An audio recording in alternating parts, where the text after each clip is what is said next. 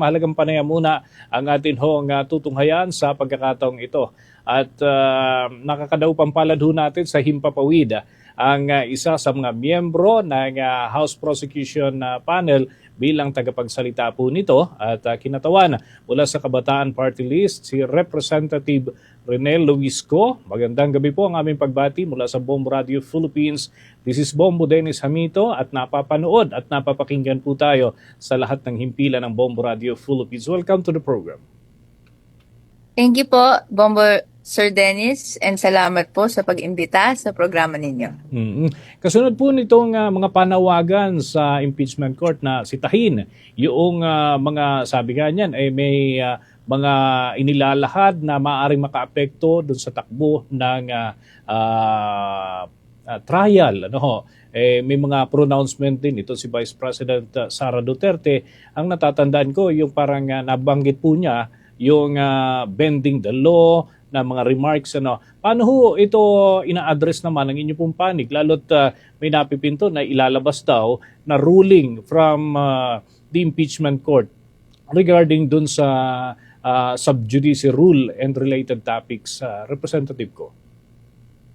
We're hoping at nagtitiwala tayo sa impeachment court that it will exercise fairness and of course yung pagkilala ng otoridad na dapat hawak niya sa ruling na gagawin niya.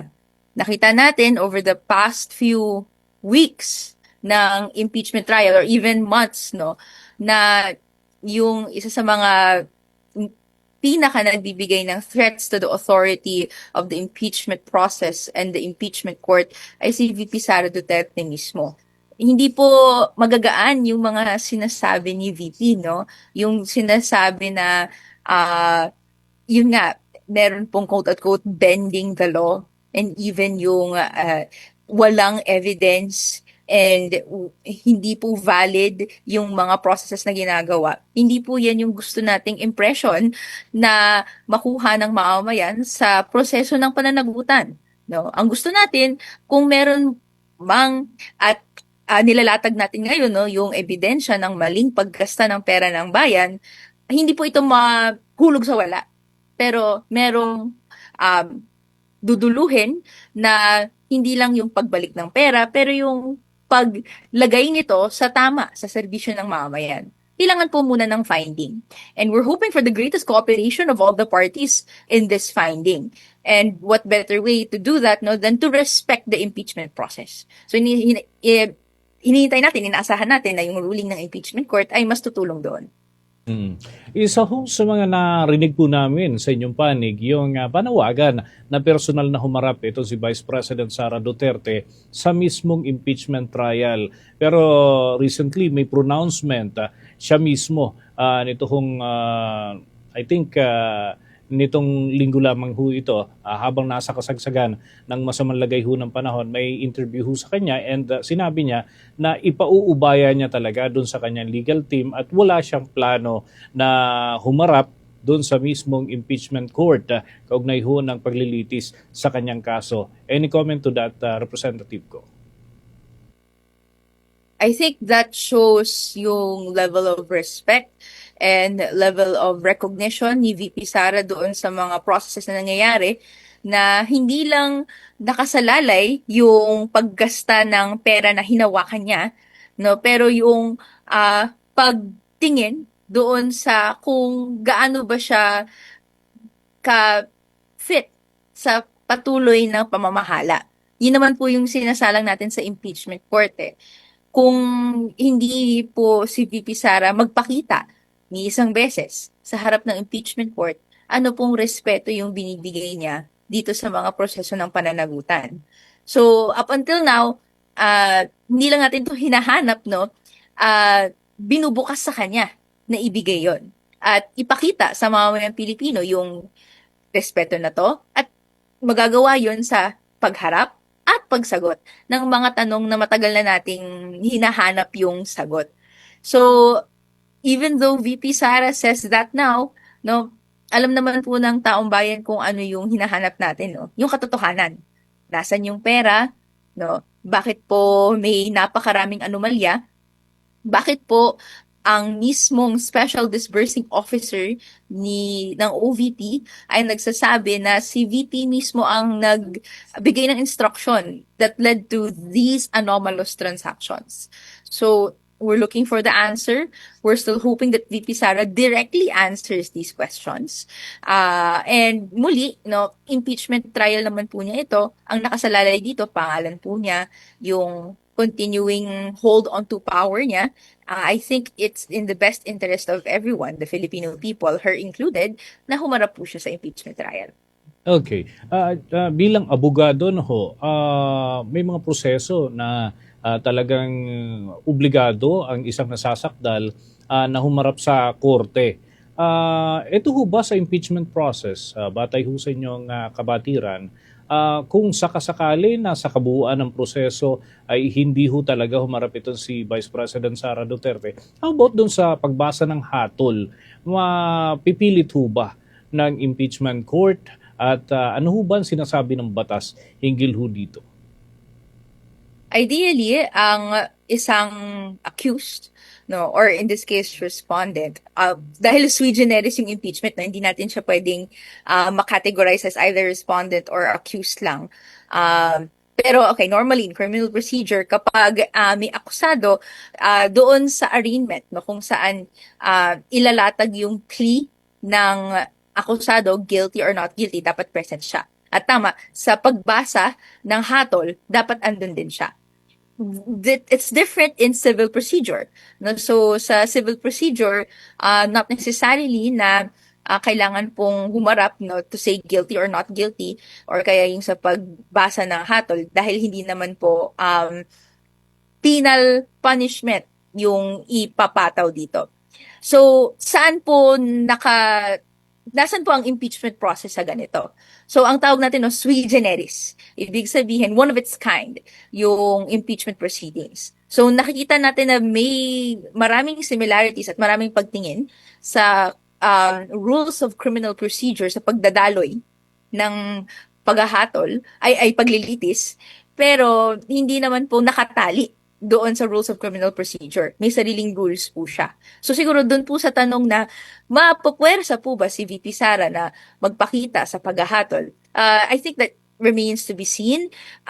Sa atin, sa bahagi ng understanding ko bilang lawyer, dapat po kapag ang isa mang akusado or isa mang may mabigat na parusang ipapataw sa kanya, dapat andun siya para marinig niya yon at maintindihan na ito yung parusang pinapataw sa kanya. Hindi naman po magaan yung pagtanggal sa posisyon ng kapangyarihan at forever na hindi ka na pwedeng humawak ng pampublikong posisyon. So doon po sa hatol, ako ideally andun po si VP Sara. Whether pupunta po siya or kaya pong idikta ng Senate Impeachment Court na gawin yan remains to be seen. Pero ako po, wala pong mawawala kung pusa po pumunta si VP Sara doon. I see. Dumako na ho tayo sa, kumbaga, isa sa malaking article of impeachment. Apat yung articles of impeachment at ngayon ay nandun tayo sa article number 1, nauna yung number 4.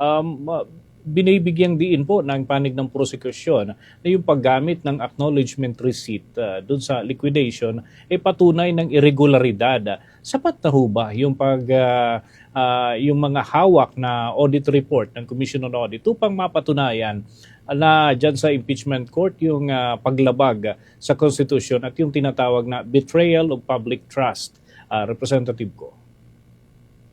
Ang argumento po ng prosecution ay oo. Yung nasa audit report, napakarami pong anomalyan yan na kaya pong sabihin natin na betrayal of public trust ito. Meron pong counter-argument dyan ng defense, of course. Ito po ay narinig na natin sa House Committee on Justice, no, na hindi naman po final yung hatol sa COA na may notice of disallowance, na may decision na dapat ibalik ng OVP and even yung DepEd yung pera na minarkahan ng COA na mali ang paggasta. So, of course, may ganong separate proceeding, pero iba naman po yung threshold or standard pag sinasabi nating betrayal of public trust.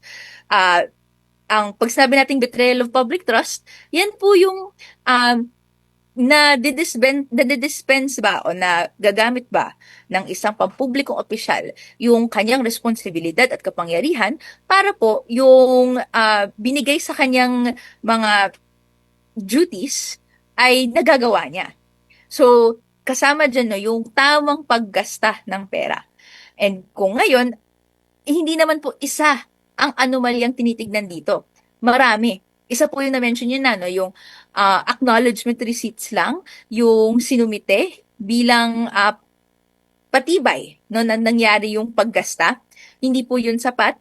May titignan tayo at hinahanap ng official receipts or even yung certification ng success ng mga operations, yung paggamit ng impormasyon. Lahat po yun yung parang standard na hinahanap na yung pag-certify na nagamit sa tama yung confidential intelligence funds at wala po yun, no?